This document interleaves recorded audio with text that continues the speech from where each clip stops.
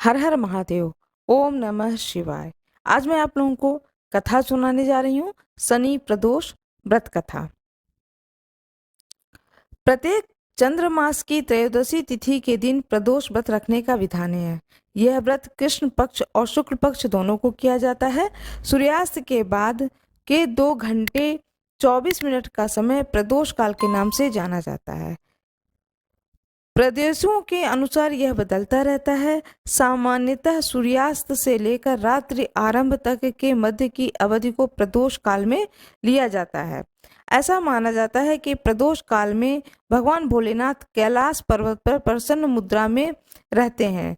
जिन जनों को भगवान श्री भोलेनाथ पर अटूट श्रद्धा और विश्वास होता है, वो लोग त्रयोदशी तिथि में पड़ने वाले प्रदोष व्रत का नियम पूर्वक पालन करके उपवास करते हैं। यह व्रत उपवासक को धर्म मोक्ष से जोड़ने वाला और सारे मनोरथों को पूर्ण करने वाला होता है। जो कोई भी त्रयोदशी का व्रत करता है, भगवान शिव की आराधना करता है, इस व्रत को रखने वाले व्यक्ति को जन्म जन्मांतरों के फेरों से निकल करके मोक्ष की प्राप्ति भी होती है और वह उत्तम लोक को जाता है। व्रत की विधि बता रही हूँ। सबसे पहले सुबह स्नान के बाद भगवान शिव पार्वती और नंदी को पंचामृत और जल से स्नान कराएं। फिर गंगा जल से स्नान कराकर बेलपत्र, गंध, अक्षत, फूल, धूप, दीप, नैवेद्य, फल, पान, सुपारी, लौंग और इलायची चढ़ाएं। फिर शाम के समय भी स्नान करके इसी प्रकार से भगवान शिव की पूजा करें। फिर सभी चीजों को एक बार शिव भगवान को चढ़ाएं। इसके बाद में भगवान शिव की 16 सामग्री से पूजन करें। बाद में भगवान शिव को घी और शक्कर मिले जौ या सत्तू का भोग लगाएं। इसके बाद 8 दीपक 8 दिशाओं में जलाएं। जितनी बार आप जिस दिशा में दीपक रखेंगे, दीपक रखते समय प्रणाम जरूर करें। अंत में शिव जी की आरती करें, कथा सुने, शिव जी की आरती करें, स्तोत्र करें, मंत्र जाप करें। इस तरह से प्रदोष व्रत का कथा सुनने के बाद में यह सारे कार्य जरूर करें। शनि प्रदोष व्रत कथा। अच्छा, एक चीज का ध्यान रखें, जब कथा शुरू हो तो हाथ में पुष्प जरूर ले लें। पुष्प लें, चावल लें और थोड़ा सा जल रख लें दाहिने हाथ के गदेली पर। और जब ये कथा समाप्त हो जाए, आरती हो जाए, तो जो कथा सुन रहे हूँ, जो व्रती हूँ, वो पुष्प शंकर भगवान के ऊपर चढ़ा दें। सूत जी बोले, पुत्र कामना हेतु यदि हो विचार शुभ शुद्ध, शनि प्रदोष व्रत परायण करे सुभक्त विशुद्ध।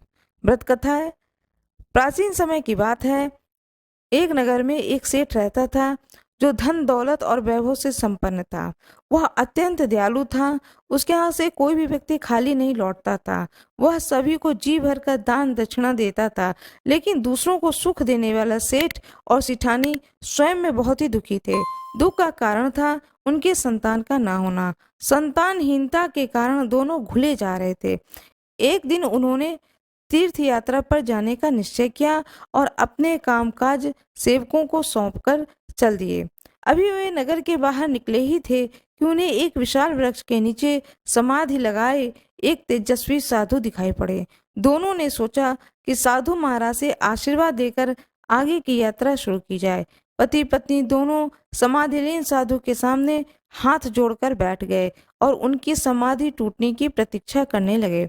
सुबह से शाम हो गई, फिर रात हो गई, लेकिन साधु की समाधि नहीं टूटी। मगर सेठ सिठानी जो पति पत्नी दोनों धैर्य पूर्वक हाथ जोड़ करके बैठे रहे। अंततः अगले दिन प्रातःकाल साधु समाधि से उठे। सेठ पति पत्नी को देख वह मंद मंद मुस्कुराए और आशीर्वाद स्वरूप हाथ उठाकर बोले, मैं तुम्हारे अंतर्मन की कथा भाप गया हूँ। बस मैं तुम्हारे धैर्य और भक्तिभाव से अत्यंत प्रसन्न हूँ। साधु ने संतान प्राप्ति के लिए उन्हें शनि प्रदोष की व्रत करने की विधि समझाई और शंकर भगवान की निम्न वंदना बताई। हे रुद्रदेव शिव नमस्कार है। शिव शंकर जगत गुरु नमस्कार है। हे नीलकंठ सुर नमस्कार है। शशि मौली चंद सुख नमस्कार है। हे उमाकांत सुधि नमस्कार है। उग्रत रूप मन नमस्कार है। ईशान ईश प्रभु नमस्कार है। विश्वेश्वर प्रभु शिव नमस्कार है। तीर्थ यात्रा के बाद दोनों वापस लौटे और नियम पूर्वक शनि प्रदोष व्रत करने लगे। कालांतर में सेठ की पत्नी के एक सुंदर पुत्र को जन्म दिया। शनि प्रदोष के व्रत के प्रभाव से उनके यहाँ छाया अंधकार लुप्त हो गया। दोनों आनंद पूर्वक रहने लगे। हर हर महादेव। प्रदोष स्तोत्र का भी पाठ करना चाहिए। जिन्हें प्रदोष स्तोत्र का पाठ आता है वह करें, जिन्हें नहीं आता है वह रुद्र अष्टक नमामि स्मीशान इस स्तोत्र का पाठ करें।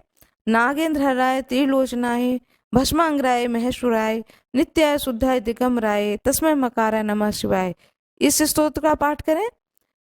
इसके बाद में आरती करें, भगवान शंकर की आरती करें।